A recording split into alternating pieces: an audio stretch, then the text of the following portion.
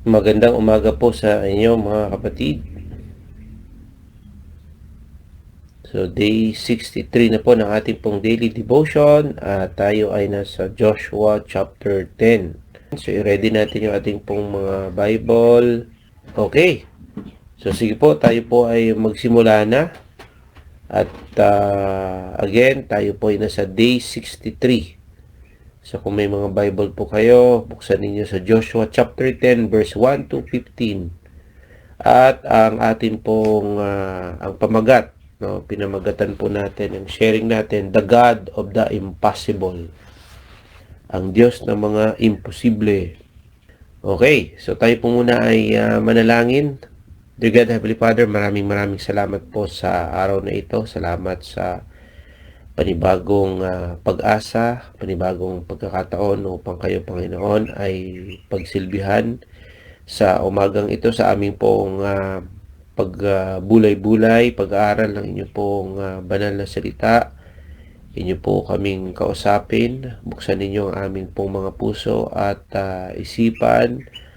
At Lord, encourage kami na kami po ay magpatuloy sa kabila ng maraming mga pagsubok na aming pong kinakaharap sa aming pong mga buhay. Alam namin, Panginoon, na kayo po ang may control ng aming pong buhay, ng lahat ng mga nangyayari sa aming pong buhay. Ito po, O Lord, ang aming pong samot dalangin sa matamis na pangalan ni Jesus. Amen. Ayan po. So, sa Joshua chapter 10, verse 1 to 15, ay mababasa natin doon ang na may yung tatlong pangunahing kaganapan o event sa story. Okay? So, ang una po ay ang meron pong threat, no? So, ano yung threat? 5 hari, no? 5 hari po ang nagsanib puwersa para po atakihin ang Gibeon. So, ang Gibeon po ay ito po'y kakampi, no? Kakampi po ito ni Joshua. Ngayon po, ang pangalawa ay ang pangako, yung promise. Sabi po ng Diyos kay Joshua, huwag kang matakot. Do not be afraid. I have given them into your hand.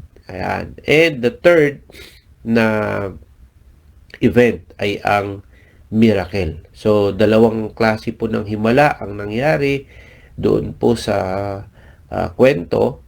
Ay nagpaulan po, una ay nagpaulan ang Diyos ng malalaking yelo o hailstones. At pangalawa ay pinatigil ang araw. No? Grabe, pinatigil yung araw para matapos ni Joshua ang laban. So dito po, sa passage na ito, makikita po natin na si Joshua po ay nasa gitna o kumakaharap ng isang crisis, no? Crisis situation. So hindi lang isa, kundi 5 hari po ang kalaban. So minsan, no, ganyan po yung buhay natin. Sabay-sabay yung mga pagsubok na dumadating. Ano po yung mga pagsubok na yan? Maaring health issues, family problems, work problems, mga bayarin, no? At marami pang iba. And bago ang chapter na ito, no, pumanaw yung dakilang leader nila na si Moses. Ngayon po si Joshua ang nasa harap ng labanan. So maaring ganyan yung ating pong pakiramdam ngayon. Personally, yun po yung aking pong nararamdaman. Paano na kami?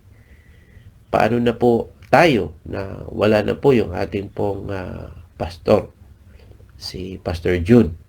Pero ang chapter 10, no, dito po sa kwentong ito, pinatunayan ng Diyos na kung paano niya, no, sinamahan si Moses, ganun din, no, ang pagsama niya kay Joshua. So ganun din, no, sa atin. Napakaganda pong reminder na kung papaano sinamahan ng Diyos, no, yung ating pong senior pastor, si Pastor June. Ganun din, no, ang Diyos, sasamahan niya tayo. Yung anointing, yung presence ng Diyos, ay hindi yan mamamatay, hindi yan namamatay kasama ng tao.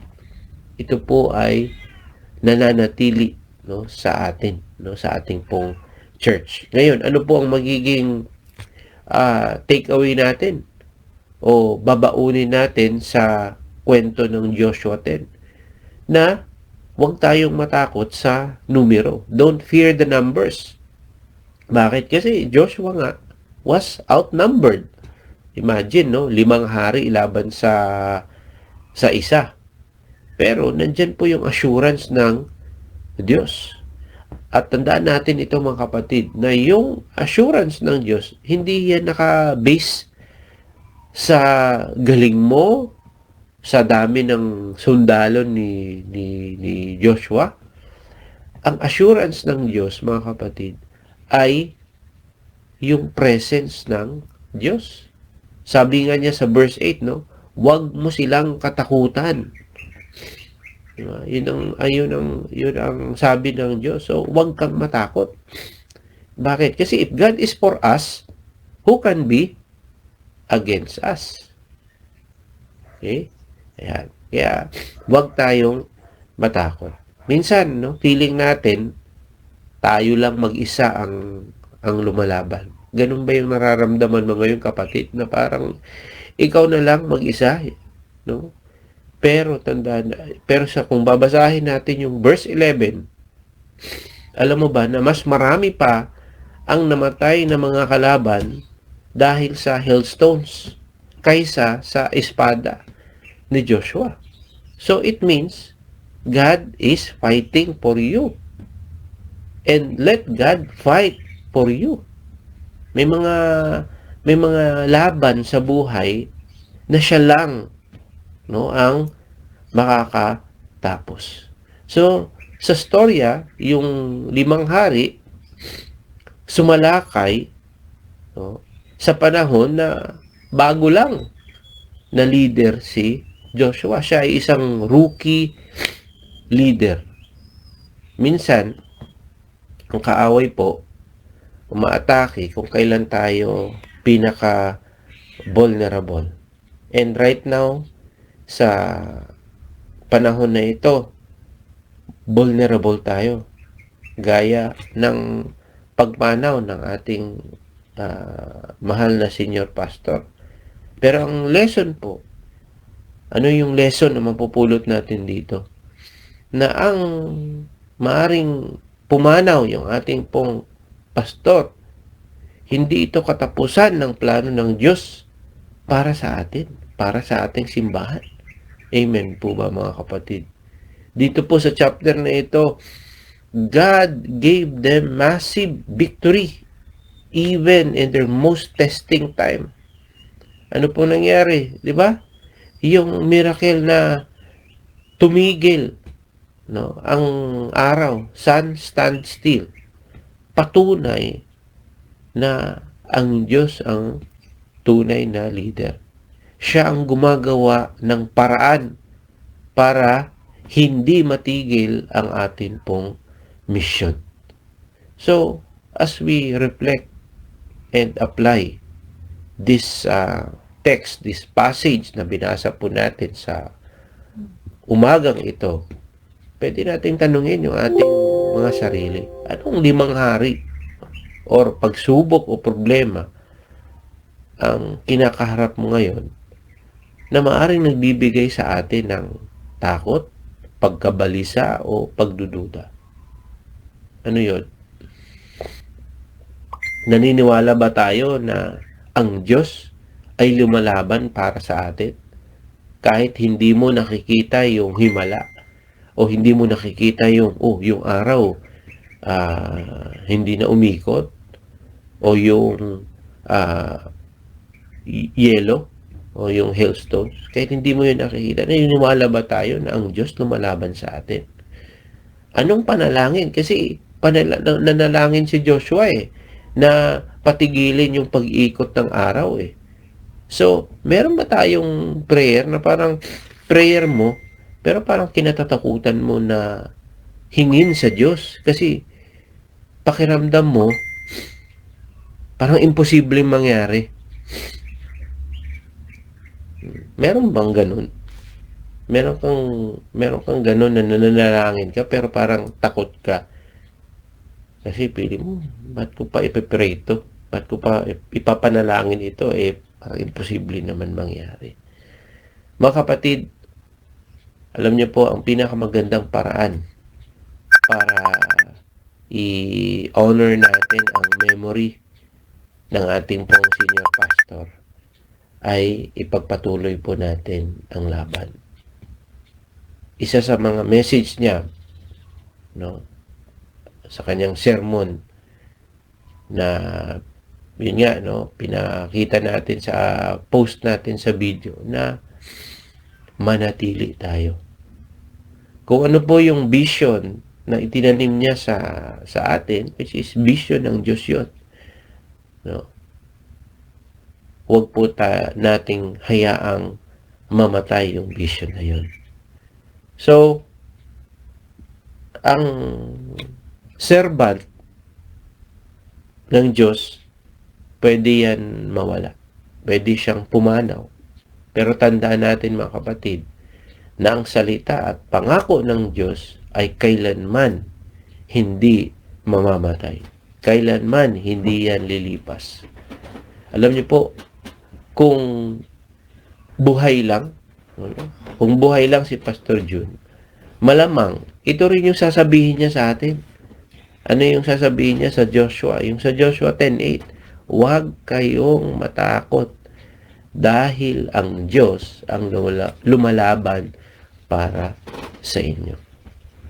Ang araw, ang pag-ikot ng araw, tumigil para matapos na yung laban. So, ganun din. No? Ang Diyos din yung magbibigay sa atin ng time. No? Yung grace niya, awa niya, para tayo po'y makabangon at magpatuloy. So, yun lang po mga kapatid, yung aking pong maiksing sharing ng ating pong daily devotion. So, God bless po, no, sa inyo pong lahat. Tayo po ay manalangin. Panginoong Diyos, makapangyarihan sa lahat. Yes, you are fighting for us. Hindi po kami nag-iisa.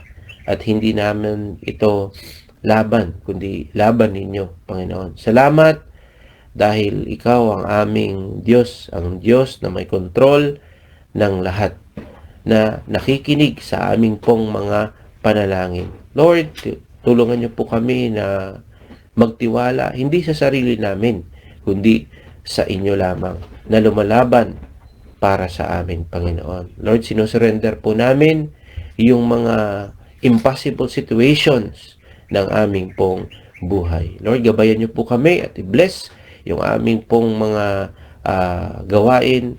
And Lord, patuloy na i-comfort nyo kami. Patuloy na i-comfort nyo po ang pamilya na naiwan ni Pastor Jun, Panginoon. Sa panahon ng kalungkutan na ito, Panginoon, nananalangin kami na nandiyan kayo at hindi nyo kami pababayaan. Ito po, Lord, ang aming pong samot dalangin sa matamis na pangalan ni Jesus. Ang lahat ay magsabi ng Amen.